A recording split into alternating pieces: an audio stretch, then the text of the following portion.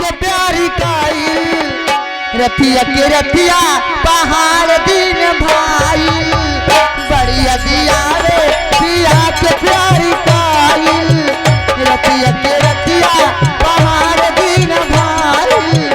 का कई हमरा करे डाली डाली के का कई हमरा करे डाली डाली के दिलवा ले गईले दिलवा ले गईले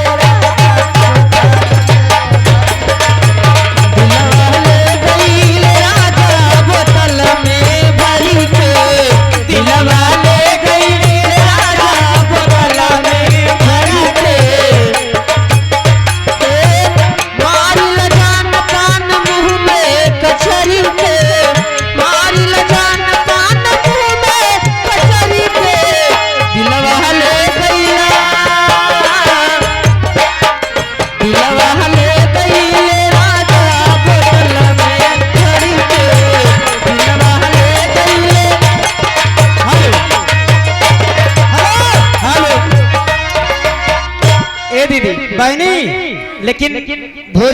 प्रधान जी ही बाटे प्रधान जी हाँ लेकिन प्रधान जी को कहना है तू ही कहबू हाँ कहा अरे कैसे गाड़ी पैबा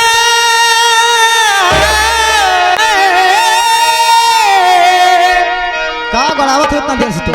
अरे कैसे गाड़ी पैबा मोहब्बत के झंडा प्रधान जी तू तो बड़ा बड़ा ओ कैसे गाड़ी पैबा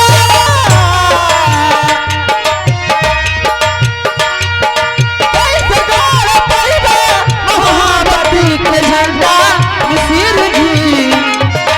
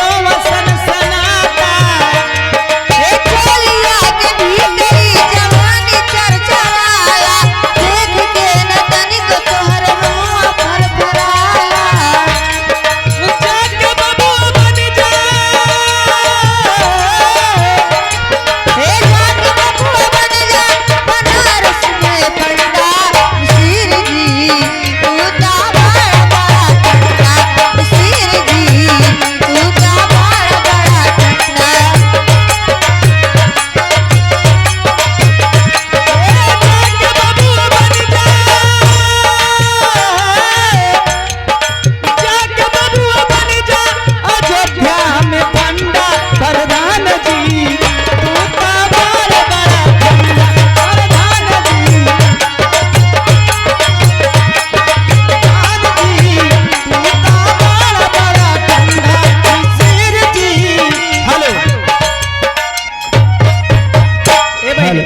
का हो हेलो हेलो विशेष सूचना ध्यान दें हमारे घर मालिक एवं प्रधान जी का आदेश है, जो रस्सी लगी है इस रस्सी के अंदर कोई नहीं आएगा। अगर जिसको पुरस्कार इनाम देना है साइड से देंगे। हमारे मंच के कलाकार जो खड़े हैं वो आपका एक पुरस्कार अवश्य बोलेंगे। भैया सामान्य से पैसा न दिया, पैसा देखो 5-6 दिए कहना है फरमा